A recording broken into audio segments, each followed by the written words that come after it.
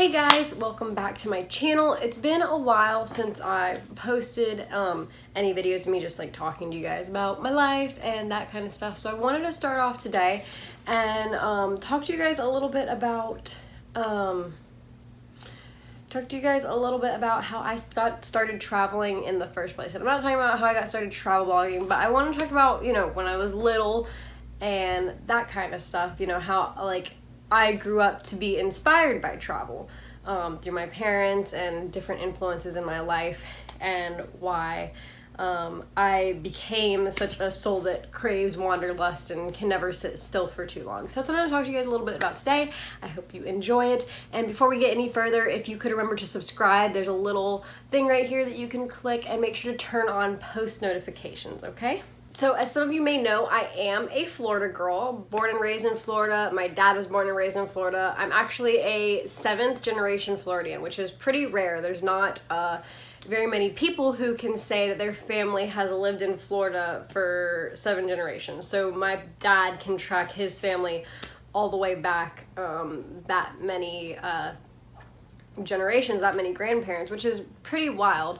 I live in Northeast Florida now, near Jacksonville, but I was born down in Key West. And when I was born, my parents did not live in a house. They lived on a 32-foot sailboat.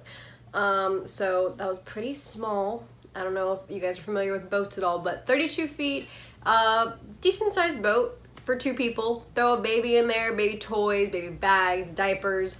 It gets really crowded, but anyways, they did it. They were very minimalist, didn't have a lot of stuff with them. You know, they were living down there, they were working at a water sports. And my first trip, actually, the first time I ever went anywhere, I was 2 weeks old, and they went sailing down to the Dry Tortugas and actually got caught in this horrible storm. But anyways, so I've been traveling since I was 2 weeks old. So, I mean, I guess that's a pretty good start for a life as a traveler. When your first trip, you can't remember because you have just come out of your mother's womb. So when we finally moved from Key West, I was about 6 years old. But when we were living down there, I mean, you're on island time, you know. I was always at the beach. I was a naked baby, like literally was running around everywhere naked. My parents had to convince me to put on clothes to leave the house. You know, it was just a very, a very island lifestyle up there. So then we moved up here, and it became so much easier to get anywhere.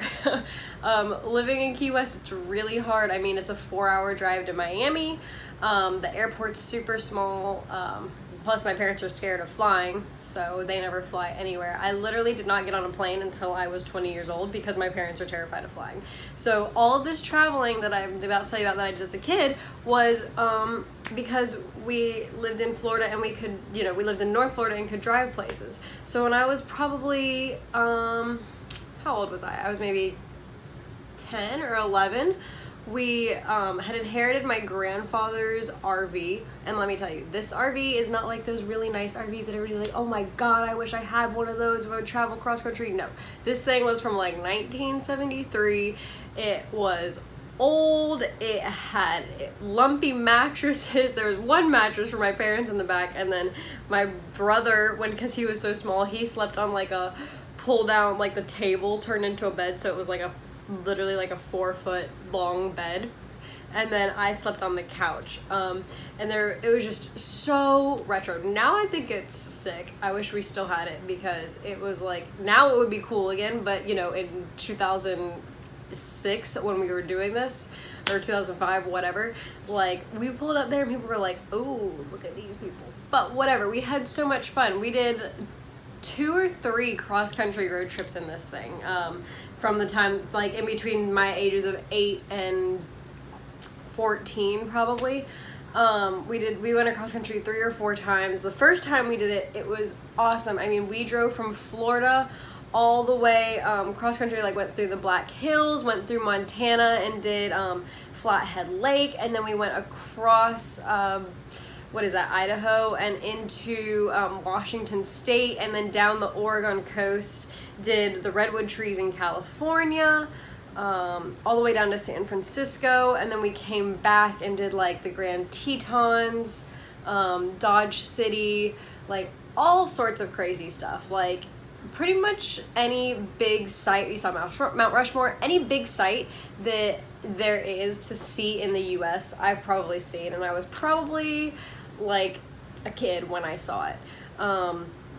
And then, you know, that we did a couple other ones. We drove across Texas, and we drove through Arizona. That was the first time I saw snow, actually, was in Arizona. I was in Flagstaff, and we were driving to California to visit my uncle. We were in the RV, and we pulled over, and because it was just coming out, I was like, there's snow in Arizona? I remember being 12 and thinking, like, huh, that's weird. But first time I ever saw snow. We had driven that thing everywhere, you know, and so we grew up doing these road trips, you know, every other year we would, you know, just pick a place and drive there. One year when I was probably 14, we drove up to Maine and did a camping trip, and we did we drove all the way up to Maine, so we went to, I think then we went to Bar Harbor was the furthest north we went, but then we went across, we saw like Niagara Falls, we went to the Adirondacks where I was like traumatized by these spiders that were on our tent, and I was like, okay, this is where I'm done tent camping for the rest of my life. But so we did tons and tons of stuff like that as a family, and I was always obsessed, you know, with other places and, you know, going to see things. And so by the time I went to college, I was like, huh, I've seen most of the United States. I mean, I've been to, like, I think I've been to 46 countries, and I've been to 46 states, and the only states that I haven't seen are the Midwest, which my boyfriend now works there, so I'm about to go see the Midwest, I'm sure in the next year, so I'll cover those states. And then at the time, and then I've been to Alaska, and I haven't been to Hawaii. So, yeah, and speaking of Alaska, so last summer, was it last summer? Not this past summer, not like 2018, but in 2017, after I graduated from college, and then I went to Peru, and then I came back, my brother graduated from high school, and my family drove, this time in a truck, in my dad's truck, all the way to Alaska.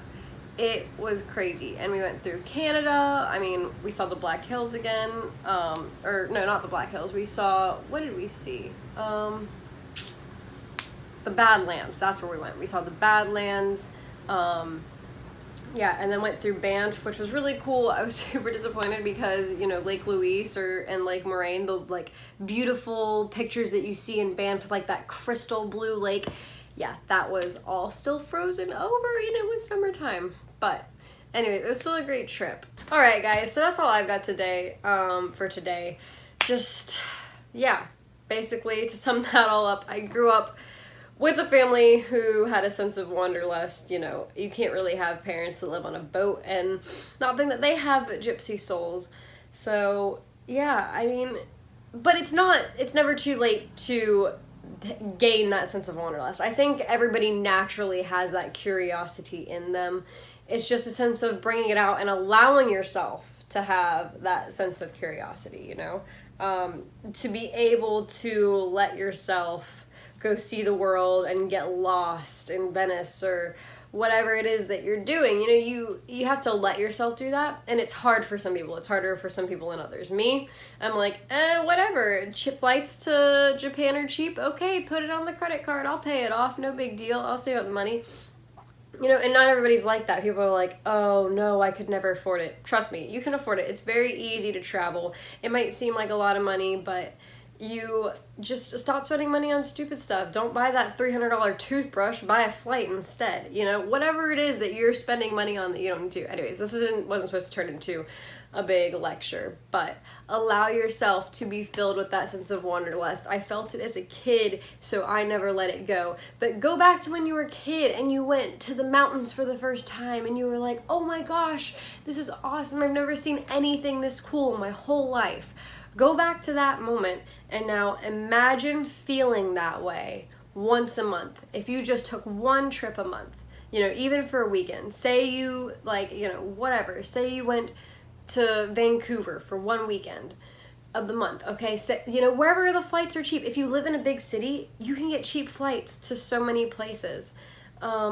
Just, you know, go somewhere once a month, even if it's just a little, you know, 2-hour drive away from where you are. You won't regret it, and it will make your life so much better in the end. Alright guys, thank you for watching. If you liked this video, please give it a thumbs up and don't forget to subscribe, turn on notifications, and you can find me on Instagram at the Boho Traveler, so don't forget to give me a follow there and let me know where you came from. Bye!